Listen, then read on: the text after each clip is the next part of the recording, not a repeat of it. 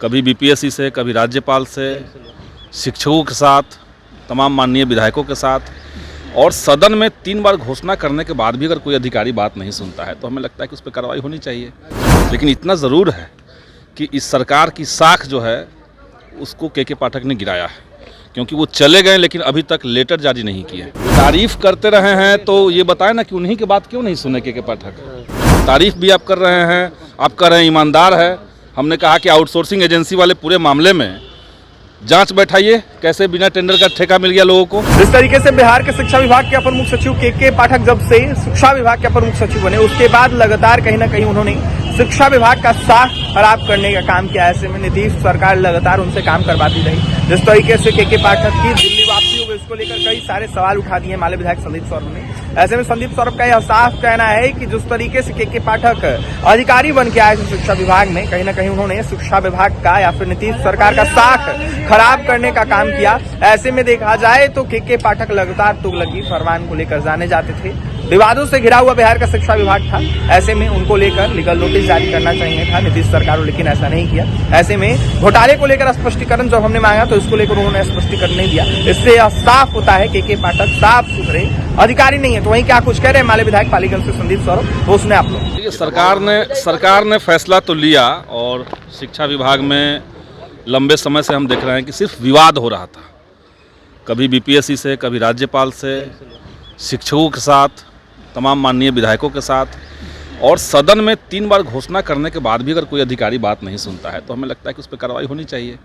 लेकिन इतना ज़रूर है कि इस सरकार की साख जो है उसको के पाठक ने गिराया है, क्योंकि वो चले गए लेकिन अभी तक लेटर जारी नहीं किए। नीतीश कुमार काफ़ी तारीफ़ करते रहे हैं तो ये बताएं ना कि उन्हीं की बात क्यों नहीं सुने के पाठक।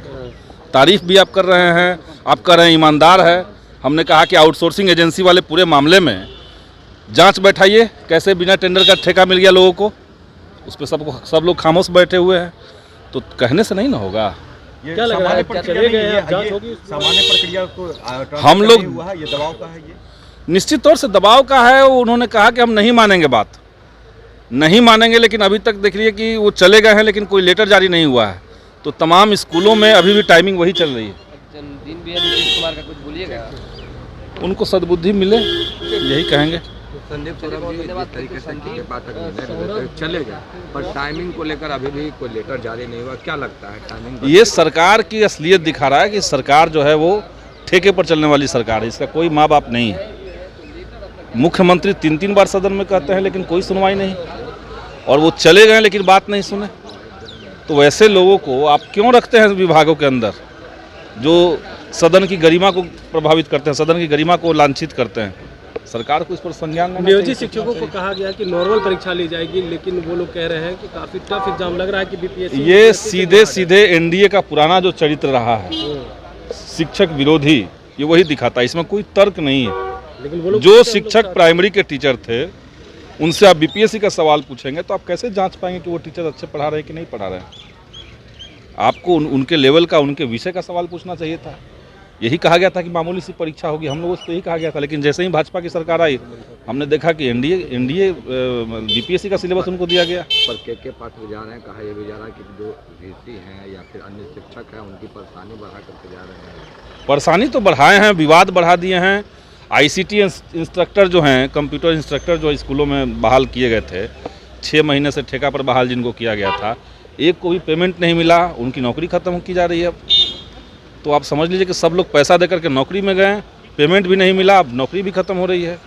तो यही तो के पाठक की है। के पाठक शिक्षा विभाग से हटेंगे तो क्या आप लोग जांच की भी मांग? हम जांच की मांग अभी ही कर रहे हैं। शिक्षा विभाग में जांच हो, और आप यकीन मानिए कि सबसे बड़ा भ्रष्टाचार शिक्षा विभाग के अंदर हुआ है। लग रहा है कि भ्रष्टाचार हुआ है। किसके? किस विभाग में लग रहा है भ्रष्टाचार? शिक्षा विभाग तो हम खुलेआम देख रहे हैं ना। किसी और विभाग में ऐसा नहीं हुआ कि बिना टेंडर का ठेका दे दिया गया। यहाँ तो बिहार के तमाम स्कूलों में लाखों की बहालियाँ होनी है, लाखों की बहालियों के लिए ठेका दिया गया है। तो वहाँ तो करप्शन साफ साफ दिखता है।